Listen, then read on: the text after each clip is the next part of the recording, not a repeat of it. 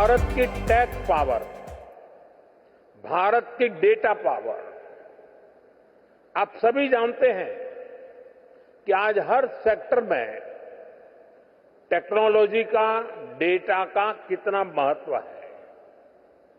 ये सदी take driven, data driven सदी है। बीते दशक में भारत में इंटरनेट यूजर्स की संख्या करीब 4 गुना बढ़ी है। डिजिटल ट्रांजैक्शन में तो नए रिकॉर्ड बन रहे हैं और ये तो अभी शुरुआत है। भारत दुनिया को डेमोक्रेसी, डेमोग्राफी और डेटा की असली ताकत दिखा रहा है। भारत ने दिखाया है कि कैसे डिजिटल टेक्नोलॉजी का डेमोक्रेटाइजेशन हर क्षेत्र, हर वर्ग को फायदा पहुंचा रहा है। भारत का यूपीआई, भारत का benefit transfer scheme system, GeM, government e market place, ONDC, open network for digital commerce, ऐसे कितने ही प्लेटफॉर्म हैं जो डिजिटल इकोसिस्टम की ताकत को दिखाते हैं। आजादी के बाद की सरकारों की प्राथमिकता ना देश का विकास था और ना ही देश की विरासत। इसका बहुत बड़ा राजस्थान नुकसान उठा चुका है।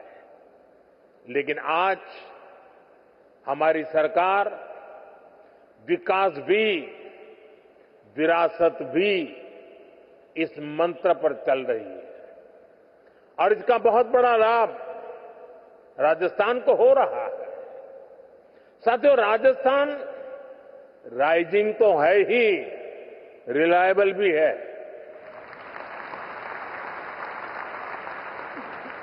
राजस्थान रिसेप्टिव भी है और समय के साथ खुद को रिफाइन करना भी जानता है।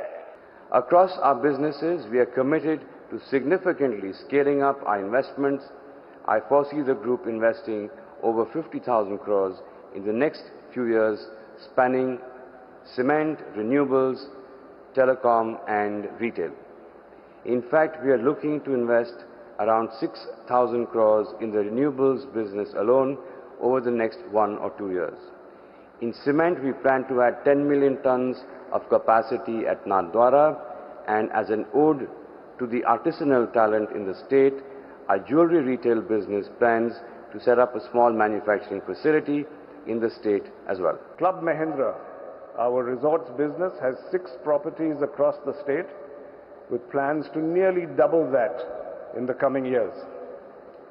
And of course, our solar division has erected over 1.1 gigawatts in Rajasthan and already committed investment of over 11,000 crores to achieve an additional 2.8 gigawatts of capacity. The Mahindra Group has created direct employment for over 5,000 people in Rajasthan today, with plans in place to increase this significantly over the next 5 years. So all in all, Mahindra's commitment to seeing Rajasthan rise remains strong and unwavering. मुझे गर्व है, Hindustan zinc, केन, हमने अभी तक 1 लाख करोड़ का investment किया है। 1 लाख लोगों को एम्प्लॉयमेंट प्रदान किया है। 5,000 कंपनियों को उससे लाभान्वित हुई है और उनका काम चल रहा है। हम नेशनल एक्सचेकर टैक्स के माध्यम से हर साल 50,000 करोड़ रुपया हमारा अनुदान रहा है, कंट्रीब्यूशन रहा है। उसमें 10,000 करोड़ हर साल राजस्थान गवर्नमेंट को जाता है। The Adani Group plans to invest over rupees 7.5 lakh crores across various sectors of the state economy. with over 50% of this investment being made over the next 5 years. Let me elaborate. We plan to build the world's biggest integrated green energy ecosystem involving 100 gigawatts of renewable energy, 2 million tons of hydrogen, and 1.8 gigawatts of pump hydro storage. These investments will turn Rajasthan into an oasis of green jobs.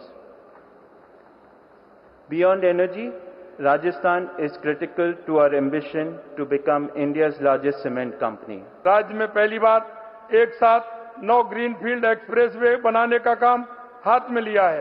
राज्य में अक्षय ऊर्जा उत्पादन को 5 सालों में 30 gigawatt से 125 gigawatt तक ले जाने के लिए पूरी तेजी से कार्रवाई की जा रही है। माननीय प्रधानमंत्री जी की प्रेरणा और उनका मार्गदर्शन से ही राज्य में पहली बार ग्लोबल इन्वेस्टमेंट समिट का आयोजन हो रहा है, जिसमें 32 देशों द्वारा भाग लिया जा रहा है।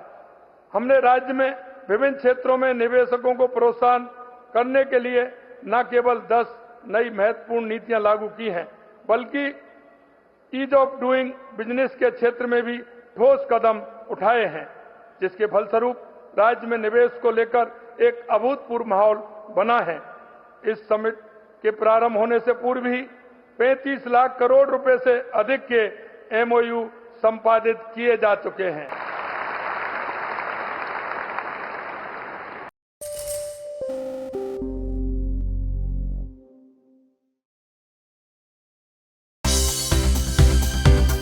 For more news and updates, all you need to do is follow CNBC TV 18 on all of our digital platforms.